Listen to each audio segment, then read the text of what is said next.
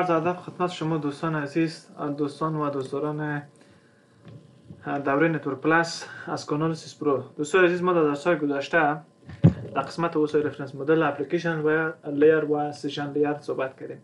در درس امروز میریم در قسمت سیشن لیر که لیر پنجم شبکه میشه. دوستان عزیز، سیشن لیر شما شاید از نامش دوستان عزیز پیداست یا شاید یک درک براتون ایجاد شده باشه، یک انگیزه ایجاد شده باشه که سیشن لیر خودش به معنای جلسه معنا میتونه. دیگه ما در داخل شبکه کدام مفهومی نداریم، ولی سیشن به خاطر ارتباطات زیادتر استفاده میکنیم. یعنی لیری که مربوط ایجاد ارتباطات زیادتر استفاده میشه. دوستان عزیز، نقش سیشن لیر دوستان عزیز ای است که ارتباط بین دو تا اپلیکیشن یا دو تا سرور و کلاینت را چی بکنه؟ مدیریت بکنه. دوستان عزیز، و در قدم اول یک ارتباط از طرف اپلیکیشن یا از طرف یک سرور مثلا ایجاد میشه، بعد از اون مینتیننس میشه که مثلا در داخل در جریان خود ارتباطات مثلا قطعی مثلا ایجاد نشه یا مثلا ارتباطات ما امن باشه.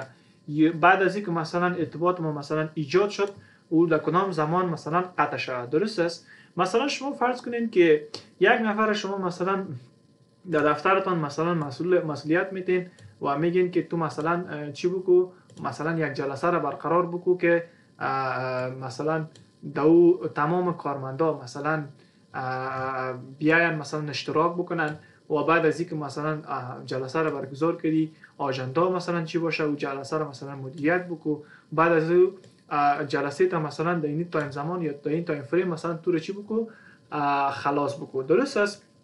پس این میشه یک نقش و رول که مربوط یک نفر میشه که یک جلسه رو برگزار میکنه.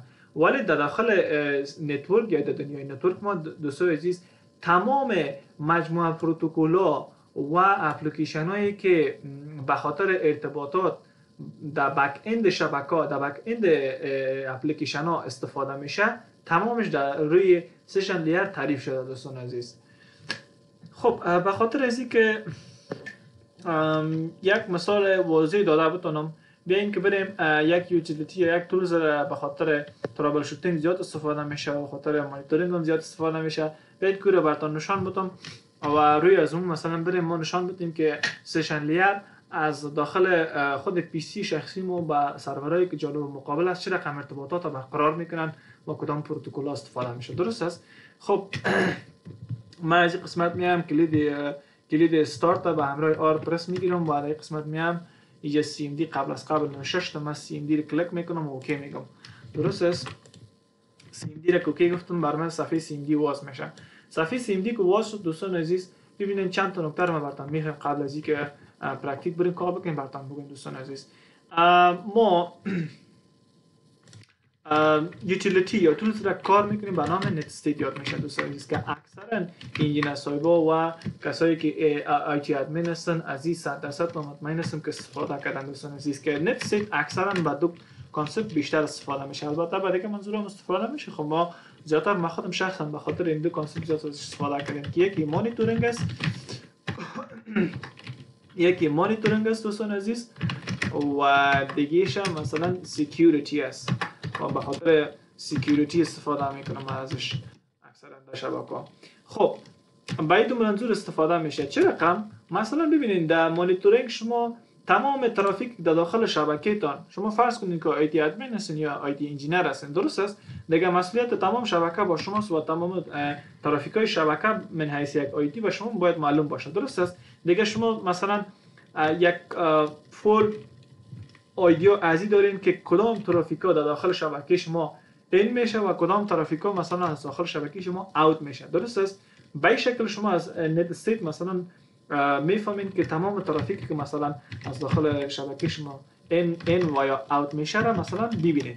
درست است؟ ولی به منظور سکیوریتی چی رقم مثلا استفاده میشه دوستان عزیز؟ مثلا دایی فیلتر کردن یا دایی دیدن ترافیک شما مثلا مانیتور کردن، شما مثلا میبینید که کدام آی پی درست است، از کدام سورس و از کدام دستینیشن. درست است؟ از کدام سورس و از کدام دستینیشن و داخل آی پی ما رفت آمد داره. درست است؟ و یا ای که مثلا از کدام پورت نمبر استفاده میکنه. درست است؟ از کدام پورت نمبر استفاده میکنه. ما قبلا پورت نمبر یک مقدار تشریح کردیم. درست است؟ یا ای که مثلا کدام DNS است، درست است، کدام اپلیکیشن است، آیا سرور است، آیا وبسایت است. دیگه به این شکل ما میتونیم که مثلا تشخیص بدیم. بعد از اینکه تشخیص دادیم، مثلا ما از طریق اینمی آی پی آدرسش و از طریق پورت نمبرش مثلا با بسیار سادگی ما مثلا میتونیم در فایروال خود او را چی بکنیم، در فایروال خود او را فیلتر بکنیم یا بلاکش بکنیم. دوستان عزیز، به این شکل به این دو منظور کامند یا یوتیلیتی نتسیت استفاده میشه. خب بیاین که بریم در قسمت عملیش. ما میگم که نت استیت دوستان عزیز، نت استیت فاصله داش ای اگر بگویم دوستان عزیز تمام ترافیک به من نشان میده. درست است، تمام ترافیک با حروف با مثلا با جزئیاتش دیگه تمامش مثلا به من رسم میکنه از الف تا یا کلش و هر رقم.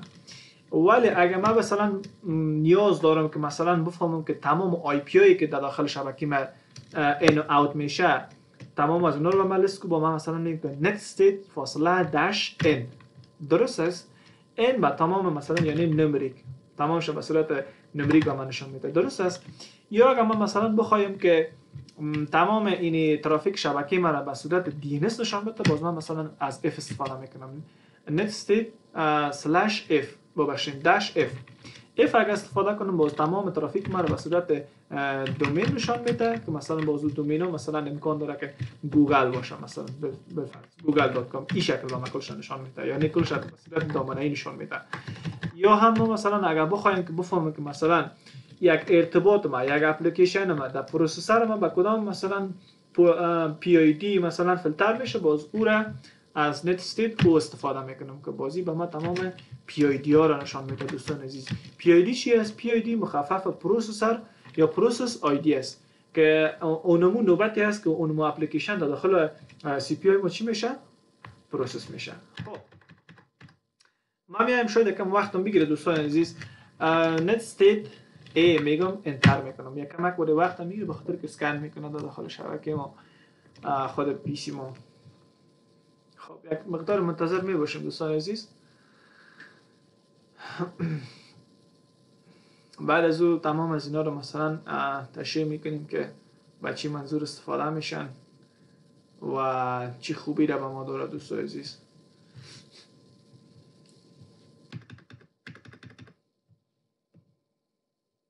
یک مقدار منتظر میباشیم دوستان عزیز.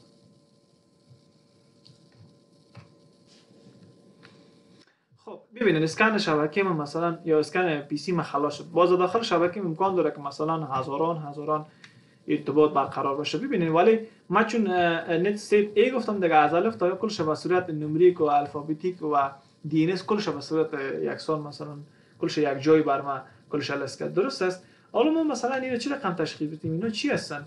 ببینید در قسمت اگر ما ببینیم در قسمت ما گفته که پروتکل، یعنی پروتکل نوعیت پروتکل گفته که مثلا اینی آدرس از اینی پروتکل استفاده میکنه. درست است، TCP است. ما گفته بودیم در درس‌های گذشته که یکی ما TCP داریم و یکی هم UDP داریم دوستان عزیز که ما گفته بودیم TCP مخفف Transmission Control Protocol و UDP مخفف User Datagram Protocol. اینا خیلی حیاتی هستند و خیلی مهم است، اینا رو باید 100% حفظ داشته باشین با پروتکل نمبرشون. دیگه ما گفته بودیم که TCP جای استفاده میشه که زیاد اطمینان از انتقال دیتا مثلا مد نظر باشه، یعنی ما بخوایم که دیتا مسئولیت مطمئن بره و بیای واسه از مکانیزم TCP استفاده میکنیم در شاخه شبکه خود. درست است، یا دیوایس باشه یا سافت باشه. و اگر خواستیم مثلا قدر انتقال دیتا ما قدر مهم نیست، مثلا ویدیو کنفرانس است یا مثلا ویدیو استریمینگ است یا مثلا گیمینگ است یا ویدیو کال است، به این شکل باز ما مثلا باز ما میتونیم از مکانیزم UDP استفاده کنیم. پس اینجا من نشان میده که ارتباط را که بین ما و طرف مقابلم وجود داره به صورت چی است؟ به صورت TCP است. درست است؟ یا من کنترل سی بکنم TCP است.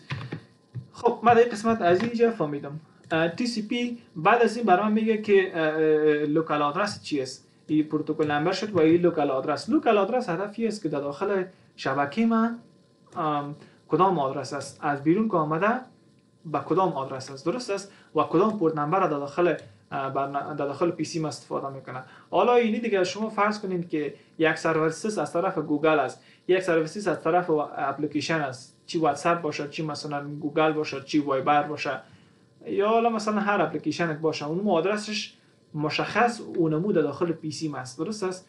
ولی قسمت نشان میده که مثلا آی پی جانب مقابل ما چی است، درست است. خب مثلا سرویسیس است که اینا رو لیست کرده. من یکم پوینتر بیام که مثلا درست بفهمیم.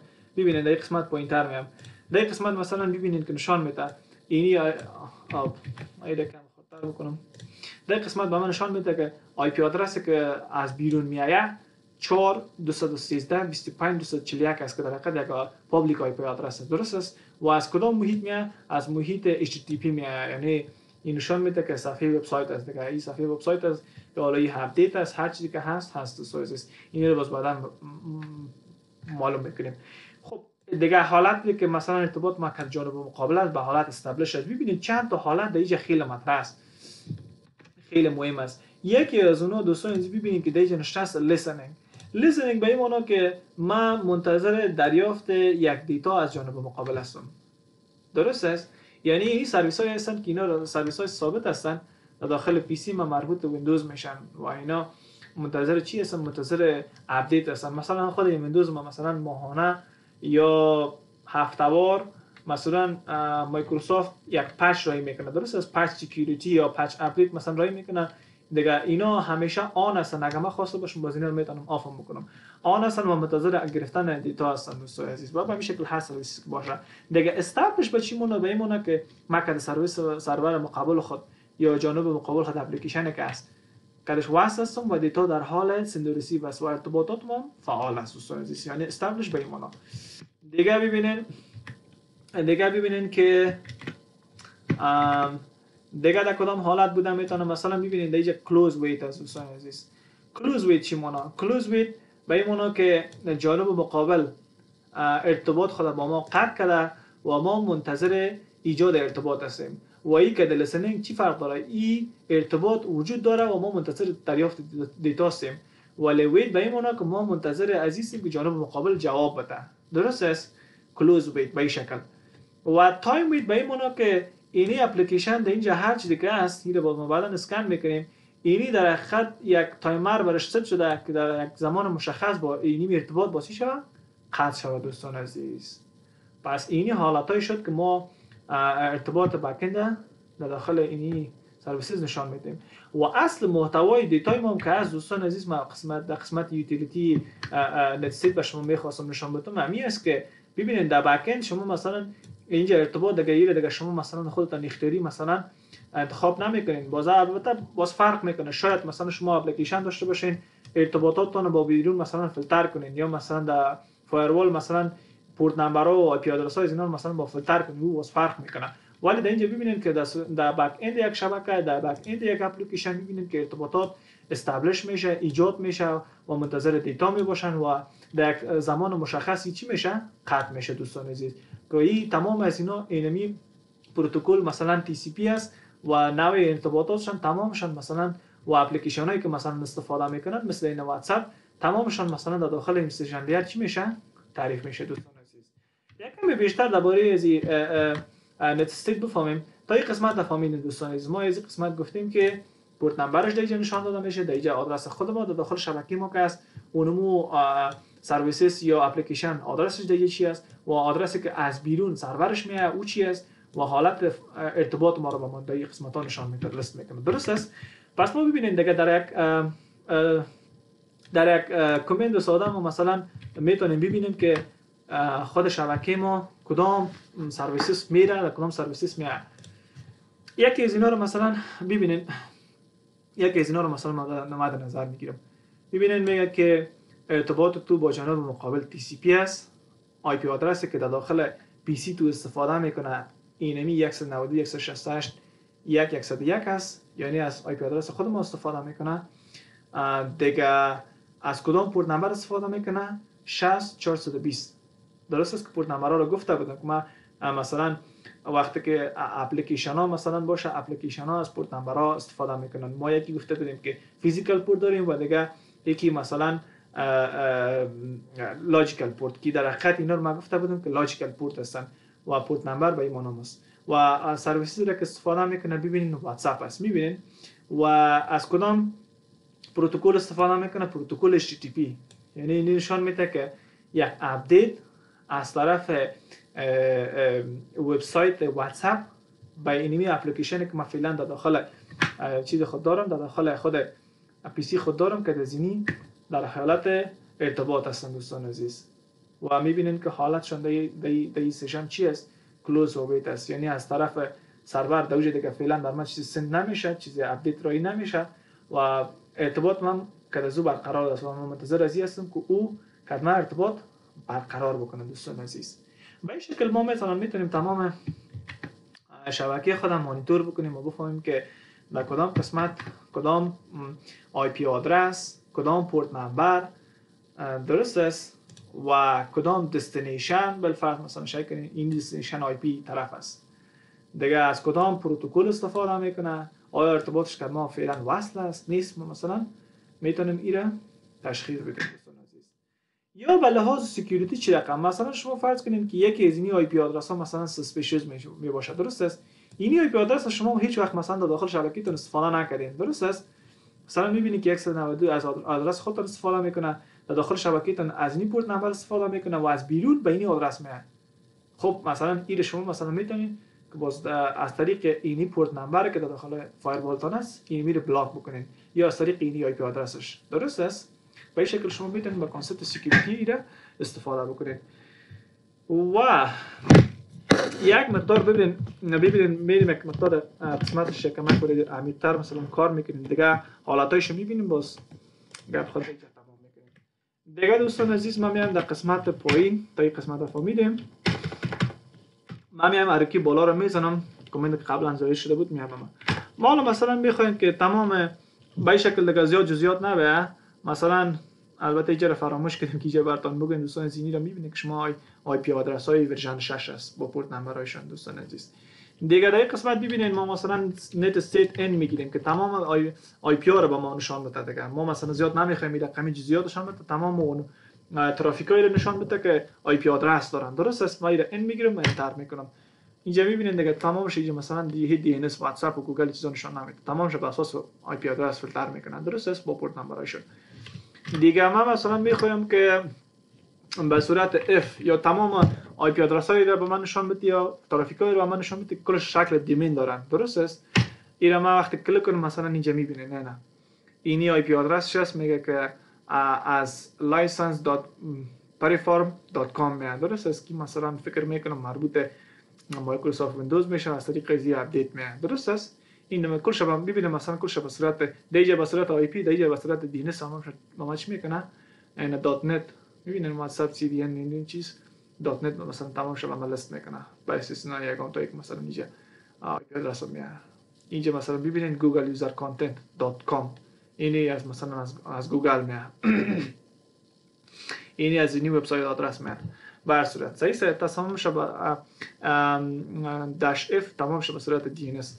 و حالا مثلا ما میخوایم که بفهمم که مثلا تمام ترافیکایی رو به من فیلتر کنم که مثلا در پروسسور مثلا چی میشن نوبت دارن، درست است؟ ما یه وقتی که او بگیرم تمامش پی آی دی هایشون میاد و وقتی که انتر کنم میبینید در قسمت بر علاوه که استیت شده اینجا نشان میداد اینجا پی آی دی شون نشان میداد. دوستان ما گفته بودم که پی آی دی هایی که فعلا فعال هستن در حالت پروسس هستن تمامش بر اساس پی آی دی لیست میکنه دوستان عزیز، درست است؟ خب ما تا این قسمت فهمیدیم. حالا میگیم که نت استیت هم سه چیز را ترکیبی استفاده میکنیم و ما میخوایم که تمام اینی ترافیک رو به من نشان بده که مثلا شما فرض کنید ما مثلا میبینیم که در این قسمت مثلا استابلیش داریم، لیسنینگ داریم، کلوز ویت داریم، درست است؟ اینا ما مثلا مشخص تارگت داریم که این تمام ارتباطات رو به من نشان بده کلوز ویت هستن. ما مثلا کار دارم در داخل دفتر یا تایم ویت هستن تمامش به من لیست کنه، یا مثلا استابلیش هستن ارتباطاتی که استابلیش هستن یا ارتباطاتی که لیسنینگ هستن، درست است؟ تمام از اینا رو به ما مثلا فیلتر کنه. یا ما مثلا میخوایم که یک پی آی دی مشخص فیلتر کنم. چه رقم فیلتر کنم؟ بازو رو میام مثلا میگم که ANO یعنی از اینی سی مکانیزم در استفاده کو فاصله میگم که شفت به همراه بالای انتر یک کلید است و این را پایپلاین میگن. درست است؟ بعد از اون میگم که فایند کو بر من پیدا بکن در حقیقت، یعنی فیلتر بکن به زبان ساده. فاصله دو تا کوتیشن شفت به همراه یک کلید زیج کوتیشن است، ایره میگیرم. بعد از اون میگم که بالفرض مثلا میگم که استابلش. درست است؟ ما میخوایم تمام ارتباطات رو به ما لیست کو که استابلش هستن، یعنی فعال هستن، دیتا میره و میان. درست است؟ انتر میکنم، تمام چیزایی که استابلش هست فعال هستن به ما فیلتر میکنن. دوستان عزیز، یا هم مثلا باز ما شما میتونید مثلا بجای ازی مثلا لسنینگ بگیرین، دیگه تایم اوت بگیرین، کلوز ویت بگیرین. درست است؟ هر کدومش ما مثلا خوش باشین. یا مثلا من اینجا فعلا کار دارم، مثلا میگم که به اساس پی آی دی به ما فیلتر کو. درست است؟ اینا مثلا ما میخوایم که یک پی آی دی مشخص پیدا کنم. شما فرض کنین که در این شبکه ما این پی آی دی هایشان است. درست است؟ مثلا این رو پیدا کو، 75 68 رو به من پیدا کو، 75 68. درست است؟ انتر میکنم، میگه اینی به از کل شبکه بر من جدا میکنه، تنها اینی رو به من نشان میده. خب اینا رو من میخوایم که پیدا بکنم که اینمی پی آی دی در داخل سی پی یو ما مربوط کدام سرویسز است. درست است؟ اینا میریم روی مکانیزم سکیوریتی که نشان میده و من میگه اینا ایده در حقیقت تریس کرده رسیم، جستجو کرده رسیم، پیدا کنم این سرویسز مربوط کی است، چی است، چه رقم است. اینا من مثلا میگم که تاسک لیست. درست است؟ فاصله بکسلش. درست است؟ بکسلش میگم که اف آی فاصله دبل کوتیشن. درست است؟ یک اینی سینگل کوتیشن از دوستان نیست، دبل کوتیشن به حساب کودنگ میشه دیگه. دبل کوتیشن میگم که پی آی دی را به ما فیلتر کو یا پی آی دی را به ما پیدا کو که ایکوال یا مساوی باشه. با چی مساوی باشه؟ مثلا به این آدرس، به این پی آی دی 75 68. درست است؟ پس کوتیشن خود بسته میکنم، این را انتر میکنم. ببینید دوستان عزیز که بر من نشان میده، میگه اینه در قسمت شما ببینید که میگه این مربوط سرویس هاستینگ میشه. درست است؟ سرویس هاستینگ میشه. سرویس هاستینگ دیگه مربوط مسئولیت اینمی اپ نگه داشتن اپلیکیشن هاست در خود ویندوز. دوستان عزیز دیگه اینی پی آی دی در پروسر مثلا میگه که نوبت از اینی است. درست است؟ ما در قسمت بالا دیگه دیدیم 76 68 ببینید که اینجا مثلا میگه اینی آی پی آدرس از بیرون میاد کدش وصل میشه و اینی پورت نمبر در داخلش است و یا پی آدرس خودم است. ارتباطشون تی سی پی است. از این طریق اینا ما سعی کنیم ما در داخل کیبورد خود کنترل شیفت به همراه اسکیپ پرس میگیریم، میایم در قسمت تاسک منیجر. خب در قسمت تاسک منیجر که بیایم ببینید، در قسمت تاسک منیجر در اینجا تمام اپلیکیشن هایی که مثلا در حالت رن هستند در سی پی یو. درست است؟ و استاتوسشون مثلا نشان میده که آیا خوب هستن، مثلا کدامش رن است. دیگه پی او دیش که پیشتر گفتیم نوبت چندم است. مثلا ببینید سرویس هاست گروپ پالیسی 66 48 است، یا مثلا واتساپ ببینید مثلا فعلا فعال نیست، ببینید پروسایدی هیچ نوبت نداره. یا مثلا این رکوردن فعلا فعال است، ببینید در 78 87 75 مثلا فعلا فعال است، در پروسس میشه در داخل سی پی یو ما. این که سی پی یو مصرف میکنه، این که مموری مصرف میکنه، در هارد دیسک من جای گرفته، از شبکه من استفاده میکنه و از چه برق استفاده میکنه. میبینید اینجا با من تماشا گراف میکنه. خب ما تا اینجا قسمت هم فهمیدیم. اینا رو میخوایم بفهمم که این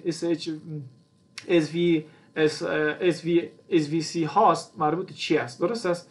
ما میام اینا اینی پورت نمبرش مثلا میگم که 75. درست است؟ 75 68. میبینید این مربوط اینی پروگرام میشه یا اینی تنظیمات میشه یا اینی سرویسز میشه که در پشت سر شبکه ما فعال است، در پشت سر پی سی ما فعال است. بک‌گراند اینتلیجنت ترانسفر سرویسز. خب ما دقیقاً واقعا نمیفهمم مثلا این مربوط چی است. اگه سرویسز هاست باشه خب معلوم است که مربوط اپ نگه داشتن برنامه است، ولی این معلوم میشه که کدام مسئولیت خاص خود داره، مسئولیت تکنیکی. خب اگر بازدهی یافت نشد، مثلا ما میایم مثلا میگیم که خب این خطای قسمت فهمیدیم. اگر باز نفهمیدیم مثلا میریم گوگل میکنیم. درست است؟ گوگل میکنیم. شما فرض کنید که مثلا این از روی چیز پیدا نتونستیم، PID یا پروسسور آیدی مثلا پیدا نتونستیم دیگه هیچ نشان نمیده خدا.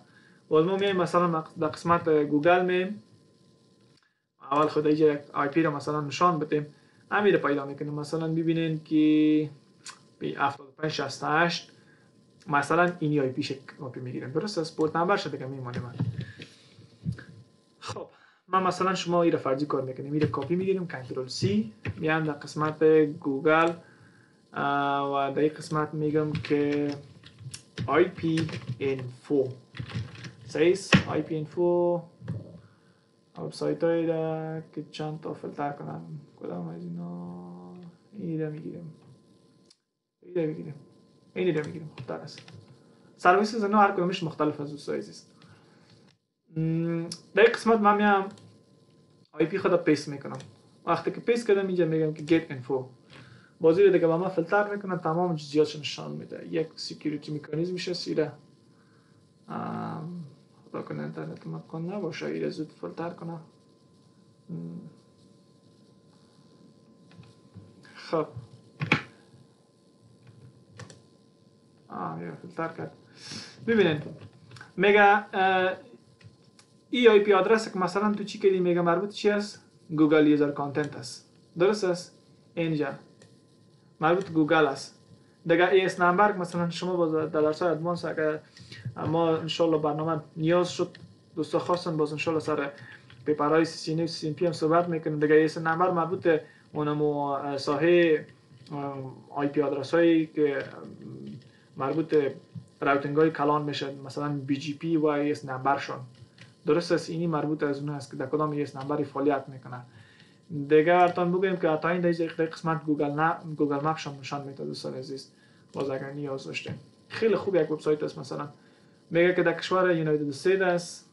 دیگه با شما بگویم که به این شکل این قسمت حتی باینریش به شما نشان میده. خیلی جزئیات آی پی ورژن 6 نشان میده. دیگه به شما بگویم که دیگه هیچ چیز معلومات دقیق دربارش نیست، ولی شما از این طریق مثلا میفهمید که مربوط گوگل میشه، مربوط کدام شرکت میشه. درست است یا مشکوک است یا هیچ مثلا نشان نمیده. باز از اون طریق مثلا شما میفهمید که مثلا سرویس امکان داره که یک مالویر باشه، یک تروجن باشه. باز از اون طریق مثلا میایین داخل فایروالتون باز رو چی میکنین؟ به اساس اینی چیزشون، به اساس اینی پورت نمبرشون و به اساس آی پی آدرسشون باز داخل فایروالتون باز فیلتر میکنین. بازی در درس‌های بعدی ان شاء الله توضیح خواهد دادیم که مثلا باز next generation firewall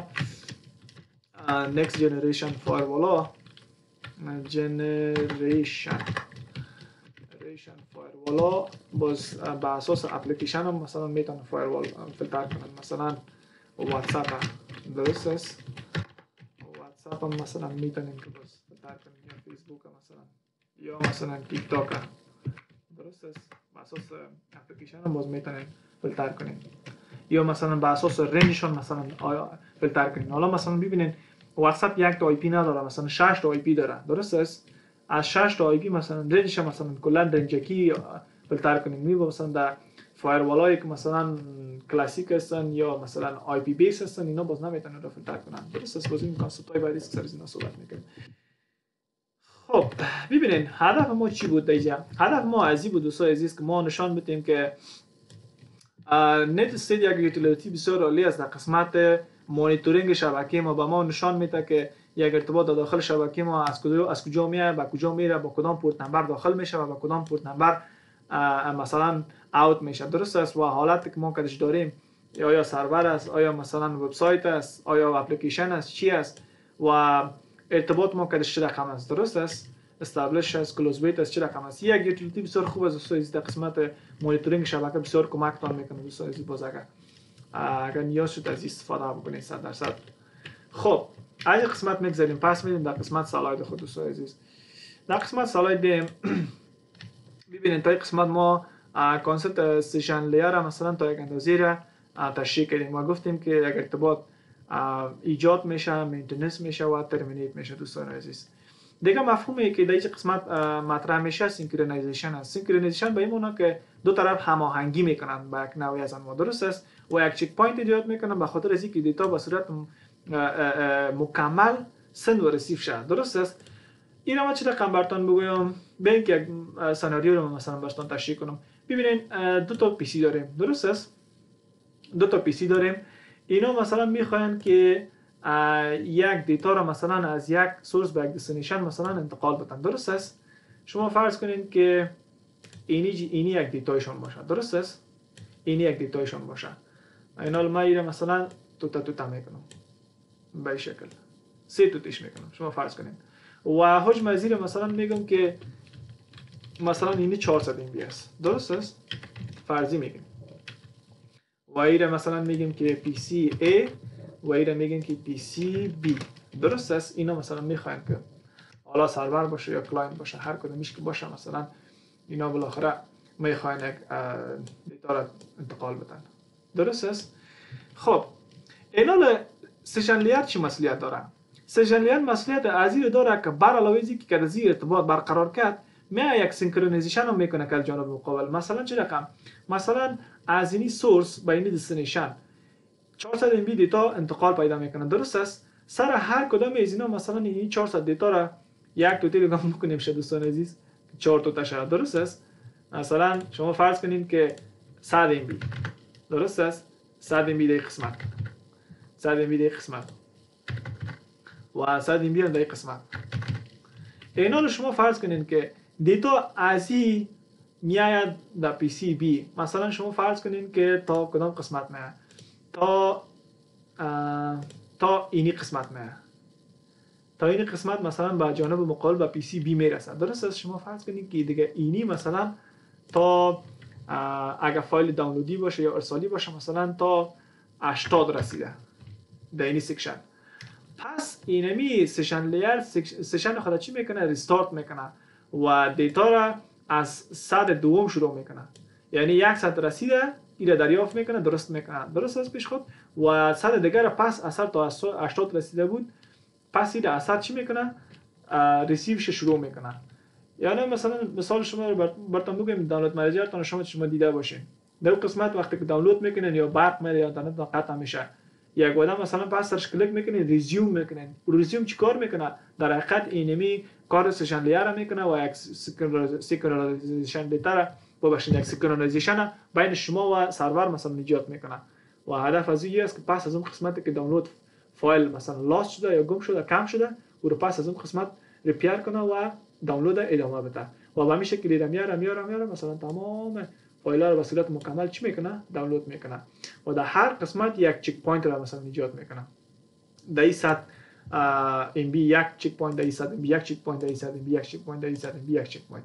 و گفتم هر کدوم از اینا به صورت کم یا ناقص دانلود شدن، باز پس سینکرونایزیشن پس او رو میگه که مثلا اینمی ام بی دوم مثلا من چی میکنم؟ اثر شروع میکنم و اثر دانلود میکنم یا تا قسمت آخر ایره دانلود میکنه دوستان عزیز یا پس جانب مقابل ارسال میکنه دوستان عزیز. پس سینکرونیزیشن است که در هر دیتایش مثلا 1000 ام بی باشه که مثلا 1 جی بی 2 جی بی 10 جی بی باشه اون امور مثلا با یک مقدارهای مشخص مثلا توتا میکنه و سر هر کدومش چک پوینت میزنه. هر کدومش که مثلا لاست شد داره یا کم شد اون امور پس اثر از جانب مقابل میخواد و او را دانلود میکنه و صورت مکمل به جانب مقابل تحویل میده دوستان عزیز. پس ما سینکرونایزیشن رو فهمیدیم. دیگه دوستان عزیز کانسپت را که دیگه داریم دوستان کانسپت دایالوگ کنترل است. یعنی سشن لیر بر علاوه اینکه که یک کانکشن ایجاد میکنه، مینتیننس میکنه و ترمینیت میکنه، میاد یک چک پوینت را در طول راه به خاطر انتقال دیتا هم ایجاد میکنه. کور سینکرونایزیشن میگن و بر علاوه از او دایالوگ کنترل هم میکنه. دایالوگ کنترل هدف از دایالوگ کنترل چی است؟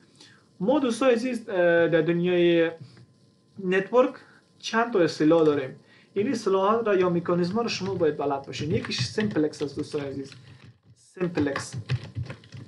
سیمپلکس دیگه‌اش از دوستان عزیز هاف دوپلکس. هاف داش دوپلکس. هاف دوپلکس. دیگه‌اش دوستان عزیز فول دوپلکس است. فول دوپلکس است. هاف دوپلکس چی مانا؟ هاف دوپلکس به این مانا که دوستان عزیز این را من بگویم که یک مسیر وجود دارد. درست است؟ شما این را فرض کنید که یک سرک است. درست است؟ اینی یک سرک است. ما میخوایم که این سناریو مثلا هدف ما به شما منتقل بکنم. یک سناریو است. ببینید یک مسیر وجود داره. یک مسیر وجود داره، فقط در یک زمان یک دیتا رفتن میتونه دوستان عزیز. یعنی این جاده چی است؟ این جاده یک طرف است. دیگه از این طرف کسی آمده نمیتونه. دیگه دو تا سرک، یعنی به اصطلاح یعنی براتون بگم دو سرک نیست، یک سرک است. شما فرض کنید که ارتباط ما که در جانب مقابل یا ارتباطات ما با یک سرور یک طرف است در حالت سیمپلکس. ولی اگر مثلا ما 7 دوپلکس استفاده بکنیم، به این معنی که دائمی ارتباط وجود داره، ولی در این راه ما فقط یا میتونیم دیتا را سند کنیم یا تنها مثلا میتونیم دیتا را دریافت کنیم، یعنی همزمان نمیتونیم. فقط 7 دوپلکس به این معنی که اینی راه وجود داره و در یک زمان یک نفر رفت آمد کنه میتونه، یک موتور یا رفت میکنه یا آمد میکنه، درست است؟ ولی اگر مثلا فول دوپلکس بود، باز همزمان هم دیتا سند میشه هم ریسیو میشه، یعنی از این سرک مثلا هم موتور رفت کنه میتونه هم آمد کنه میتونه. دوستان عزیز امیدوار هستم که هدف مرا گرفته باشین. پس باز تکرار میکنم که سیمپل است به این معنی است که جاده یک طرف است، یعنی تنها رفت است. هاف دوپلکس به این معنی که در یک جاده یک نفر حق داره بره یا بیایه. ولی فول دوپلکس به این معنی که همزمان در یک سرک هم یک دیتا بره هم بیایه، یعنی یک موتور هم بره هم بیایه. دوستان عزیز دیگه هدف از سیمپلکس و هاف دوپلکس هم به همین شکل است. دوستان عزیز خوب است که بیاین یک مثال براتون اولی نشان بدم. در او فکر میکنم خوبتر شاید بتونیم مفهوم خود به شما برسانیم. خب ببینید دوستان عزیز، یکی از مثالای سیمپلکس اینمی راوتر شماست. دوستان عزیز راوتر شماست. ببینید یا میگم راوتر، ببخشید دوستان عزیز اشتباه شده است، پیشم راوتر نه، ریسیور. البته ریسیور شماست. دیگه ببینید که از این دیوایس شما آیا مثلا برای جانب مقابل تا مثلا چیز دیتا رو مثلا سند کرده میتونین؟ نمیتونین. فقط از این دریافت میکنین. مثلا چینل هاست دیگه، درست است، یا سیگنال هاست، توسط از این مثلا سیگنال ها رو دریافت میکنین دیگه. که از این مثلا شما مثلا مثل سویچ، مثل راوتر مثلا چیز را سند و ریسیو کردن نمیتونین. فقط این نشان میده که این دیوایس چی است. این دیوایس از نوعیت سیمپلکس است. درست است. و این نمونه ازی است. این جاده یک طرف است، فقط دیتا را مسئولیت داره که دریافت بکنه و این دیوایس است. خب اینا مثلا ببینید مفهوم هاف دوپلکس چی است. ببینید مفهوم هاف دوپلکس مثل یک مخابره است. دوستان عزیز شما این مخابره رو ببینید دیگه. مخابره آیا مثلا همزمان دو طرف مثلا دو نفر میتونه که همزمان گپ بزنه؟ نمیتونه، البته که نمیتونه. درست است. پس این ارتباطات چی میشه؟ این ارتباطات به یک نوع از انواع ما گفته میتونیم که هاف دوپلکس است. دوستان عزیز درست است. خود مخابره مثلا یک دیوایس است که هاف دوپلکس است، یعنی مثلا یکیش گپ میزنه میگه بله طرف مقابل میشنی، باز جانب مقابل مثلا جواب میده که بله من میشنم. بله درست است. پس این نشون میده که یک ارتباط یک طرف است، در یک زمان یک نفر میتونه مثلا صحبت بکنه. در مثال دیگه دوستان عزیز ببینید که دیشانتن شما مثلا در حقیقت اینو سیمپلکس میشه. دوستان عزیز با همراه ریسیورش ارتباط دو طرفه دوستان عزیز میتونه که زنگ تماس باشه. دوستان عزیز درست است، زنگ تماس باشه. یا مثلا ببینید مثلا شما فرض کنید که ارتباط دارین و ارتباط شما دو طرفه است، هر دو طرف هم گپ زدن میتونه هم صحبت کردن میتونن. مثلا این میگه که بله یا مثلا میگه که بله، مثلا میگه جور هستی خوب هستی یا مثلا میگه جور خوب هستی. به این شکل یعنی ارتباط وجود داره و هر دو طرف همزمان میتونن صحبت بکنن و همزمان گپ بزنن، یعنی همزمان انتقال دیتا میشه و همزمان اینا مثلا میتونن صحبت بکنن. پس به این شکل ما فهمیدیم که ارتباطات سیمپلکس، ارتباطات هاف دوپلکس و ارتباطات فول دوپلکس. به صورت مثال با شما آوردم که مثلا انشالله که هدف مرا گرفته باشین. دوستان عزیز پس بود هدف منظور از هاف دوپلکس و فول دوپلکس. تا این قسمت ما فهمیدیم. خب اینا لبین که در قسمت پروتکولا بریم. ببینید دوستان عزیز، تمام پروتکل‌هایی که در داخل سشن ما در به صورت مثال آوردیم، یکی از اونها مثلا نت بایوس است. نت بایوس مخفف نتورک بایوس است. بایوس دیگه شاید اگر یادتون باشه کسایی که کامپیوتر ساینس خوانین مثلا آشنایی دارین. نتورک بایوس بیسیک اینپوت آوتپوت سیستم. دیگه این پروتکل در لایه پنجم شبکه فعالیت میکنه و کارش چی است؟ کارش چی است که دو تا پی سی بین دو تا پی سی مثلا اینا دیتا را انتقال میده. شما مثلا فرض کنید که یک پی سی را که یک لاین RG45 که یک پی سی دیگه وصل میکنین و یکی دیتا را از طریق RG45 مثلا انتقال میدین و این پروتکل در بک‌اند اونمو انتقالات کار میکنه. یا هم مثلا پرینترتون مثلا که پی سی یا که یک نتورک مثلا وصل میکنین، دیگه در بک‌اندش اینمی پروتکل کار میکنه و اینی ارتباطات شما را که پی سی جانب مقابل یا که پرینتر یا که نتورک برقرار میکنه. دیگه دوستان عزیز پروتکل نت بایوس به این شکل استفاده میشه. دیگه دوستان عزیز پروتکل RPC چی است؟ RPC مخفف ریموت میفهمین که ریموت رای دور مانه میده. دیگه پیش مخفف پروسیجر است. سیش مخفف کال است دوستان عزیز. پروسیجر کال کدی دوستان عزیز ما چیکار میتونیم؟ خب اینا رو مثلا طبعا که گفتم دیدن نمیتونین، اینا در بک اند سافت ویر زیادتر استفاده میشه. دیگه باز اپلیکیشن هایی که از این پروتکل استفاده کنه این خصوصیات هم داشته باشه. خوب اینا متوجه باشین دوستان عزیز. RPC به این معنی است که شما یک پروگرام یا یک شخص مثلا میتونه به صورت ریموت در جانب مقابل خود که پی سی باشه یا سرور باشه میتونه مثلا یک اپلیکیشن اکزیکیوت بکنه، درست است، یا رن بکنه. مثلا چه رقم؟ مثلا یکی از اونها رو مثلا به صورت ساده مثلا میگیم که اکتیو دایرکتوری، درست است. اکتیو دایرکتوری دیگه انجینیر صاحب محترم خصوصا در آیتی ادمنستریشن که بخش MCSA است زیادتر کار کردن. مثلا شما میگیرین از پی سی خودتان با 6 تا 5 تا پی سی مثلا میگیرین یک اپلیکیشن انستال میکنین، درست است. یا مثلا یک مثال دیگه از مثلا همین تیم وی آر است، درست است. تیم وی آر است مثلا از طریق از ریموت میشه یک ارتباط برقرار میکنین و بعد از اون در جانب مقابل یا مثلا یک اپلیکیشن انتقال میدین و در اون انستال میکنین به صورت ریموت، درست است. فیزیکی مثلا شما در اونجا وجود نداره.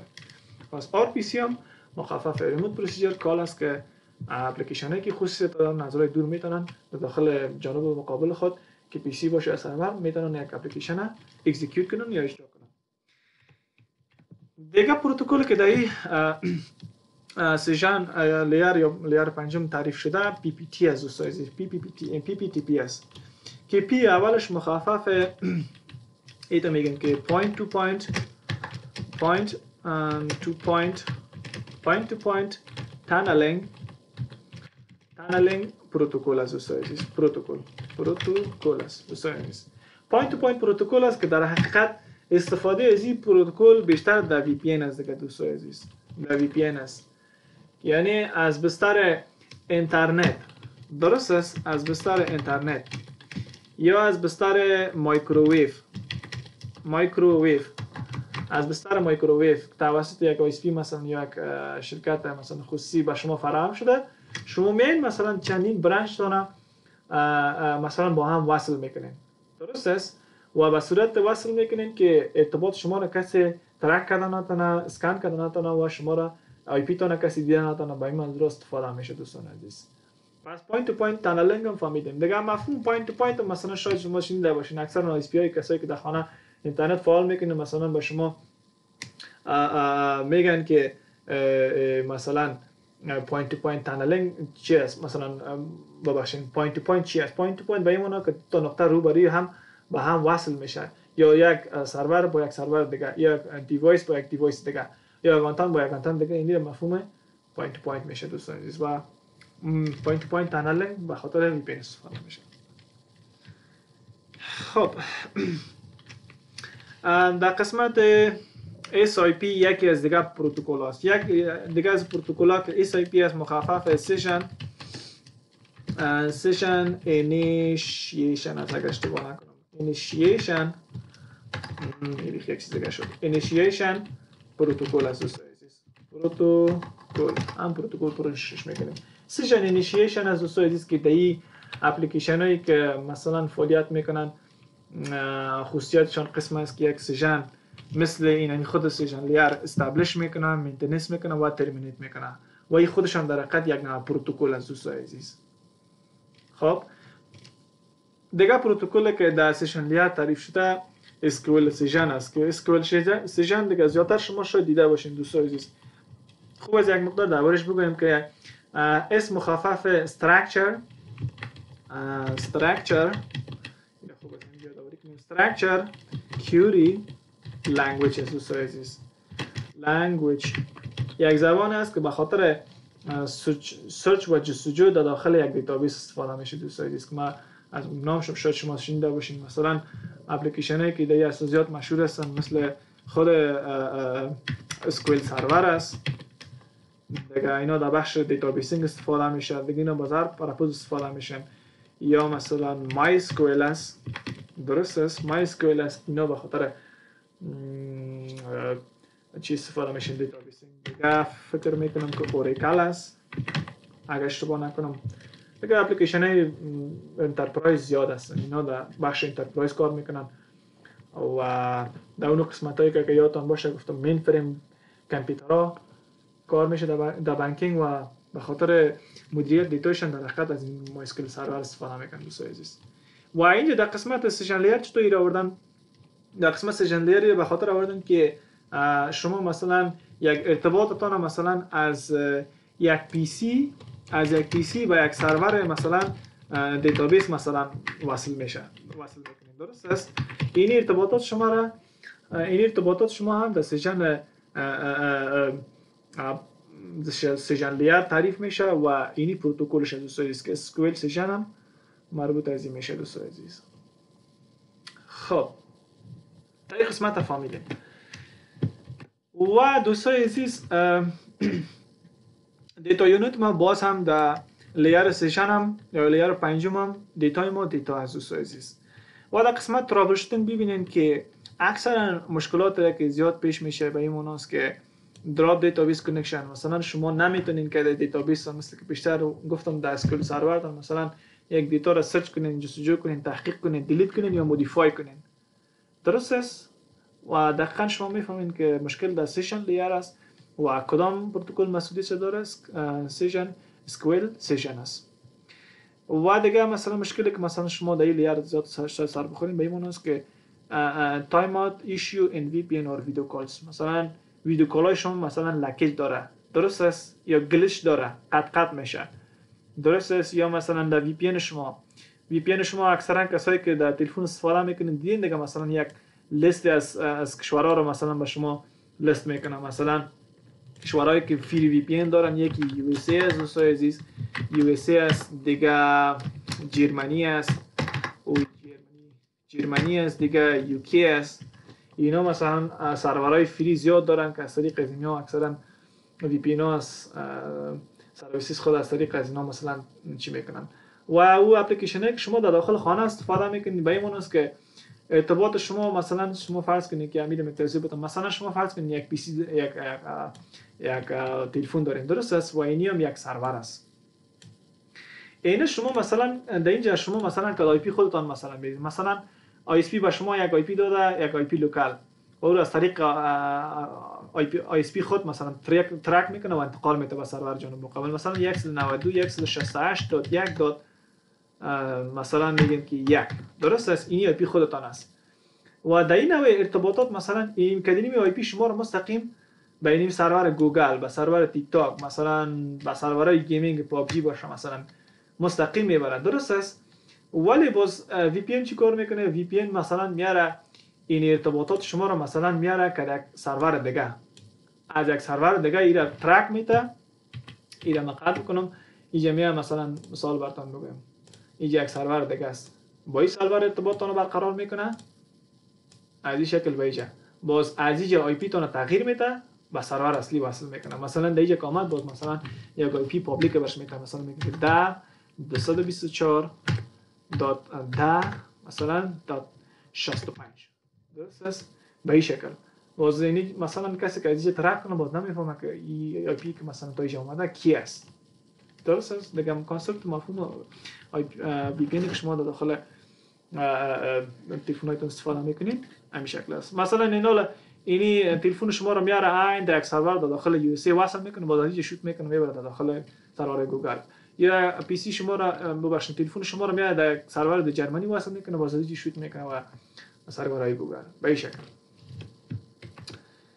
خب دوستان عزیز، امیدوار هستم که کانسپت و هدف سیشن لیر را گرفته باشین و هدف ما در سیشن لیر بود که یک ارتباط ایجاد میشه، مینتیننس میشه و بعد از اون ترمیننت میشه و اینمی سیشن لیر مسئولیت اینمی تسکا را داره و همچنان در قسمت انتقال دیتا یک چک پوینت ایجاد میکنه که دیتا به صورت مطمئن و کامل انتقال پیدا کنه و همچنان ارتباطات ما را به صورت امن به صورت دو جانبه یا یک جانبه مثلا برقرار میکنه.